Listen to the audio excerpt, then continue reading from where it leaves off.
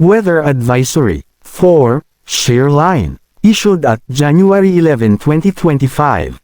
Heavy rainfall outlook due to shear line. Today to tomorrow afternoon, January 12. Moderate to heavy, 50 hanggang 100 mm. Camarines Norte, Camarines Sur, Catanduanes, Albay, Sorsogon, and Northern Samar. Tomorrow afternoon to Monday afternoon, January 13. Moderate to heavy, 50 hanggang 100 mm. Quezon, Camarines Norte, Camarines Sur, Catanduanes, and Albay. Monday afternoon to Tuesday afternoon, January 14. Moderate to heavy, 50 hanggang 100 mm. Quezon, Camarines Norte, Camarines Sur, Catanduanes, and Albay. Forecast rainfall may be higher in mountainous and elevated areas. Moreover, impacts in some areas may be worsened by significant antecedent rainfall. The Public and Disaster Risk Reduction and Management offices concerned are advised to take all necessary measures to protect life and property. Pag-asa Regional Services Divisions may issue heavy rainfall warnings, rainfall, thunderstorm advisories, and other severe weather information specific to their areas of responsibility as appropriate. Maging alerto Bicol Region, nakataas ang red rainfall warning sa Sorsogon. Asahan ang matinding ulan na maaaring magdulot ng pagbaha, pagguho ng lupa, at pagkawalan ng kuryente. Ang yellow rainfall warning ay nakataas sa Catanduanes at Northern Samar, kung saan posibleng magdulot ng pagbaha at landslide ang malakas na ulan. Samantala sa natitirang bahagi ng Catanduanes at Camarines Norte, asahan ang pabagso-bagsong malalakas na ulan. Mag-ingat at maging alerto sa banta ng pagbaha at pagguho ng lupa sa mga naturang lugar. Patuloy pa rin ang pag-iral ng malakas na amihan kung saan ramdam na ramdam ang malamig na hangin dulot ng northeast monsoon.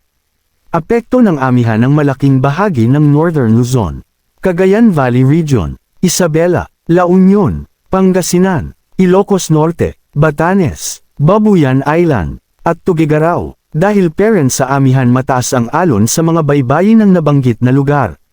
Samantala patuloy na nagpapaulan ng shear line kung saan may malalakas hanggang sa katamtamang pag-ulan sa Bicol Region. Eastern Visayas, Northern Samar, Southern Samar, Davao Oriental at iba pang bahagi ng Mindanao.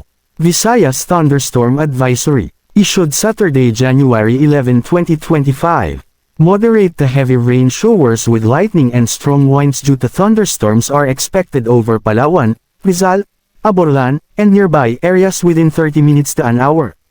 The above conditions are being experienced in Palawan, portion of Quezon, portion of Puerto Princesa City, portion of Nara, which may persist within 1 to 2 hours and may affect nearby areas. Visayas Thunderstorm Advisory, issued Saturday, January 11, 2025. Moderate to heavy rain showers with lightning and strong winds due to thunderstorms are expected over Negros Occidental, Isabela, La Carlota City, Pontevedra, Hinigaran, and nearby areas within 30 minutes to an hour. The above conditions are being experienced in Negros Occidental, La Castellana, Moises Padilla, Hinubaan, Sipalay City, Iloilo, Cabatuan, Santa Barbara, New Lucena, which may persist within 1 to 2 hours and may affect nearby areas. Mindanao Thunderstorm Advisory, issued Saturday, January 2025. Light to moderate rain showers with lightning and strong winds are expected over Zamboanga del Sur, Tambulig, Vencenzoa, Sagun, Margos sa Tubig, Bayog, Dumingag, Midsalip, Josefina, Molave, Mahayag, Misamis Occidental, Don Victoriano Kyungbihan, Osamis City, Sapang Dalaga, Concepcion, Zamboanga del Norte, Sindangan, Jose Dalman, Manukan, Sarjuazmi Dagdagan o Bawasan Aser, Katipunan, Butalak, Labason, Kalawit, Dapitan City, Rizal, Sibutad, Dipolog City, Polanco, Pia Dagdagan o Bawasan An, La Libertad, Mutya, Salog, Liloy, Zamboanga Sibugay, Rosalerlim, Bukidnon, Pangantukan, Kalilangan, Cabanglasan, City of Malaybalay, Lanao del Norte, Nunungan. Lanao del Sur, Marogong, Butig, Bumbaran and Maging, within the next 1 hanggang 2 hours.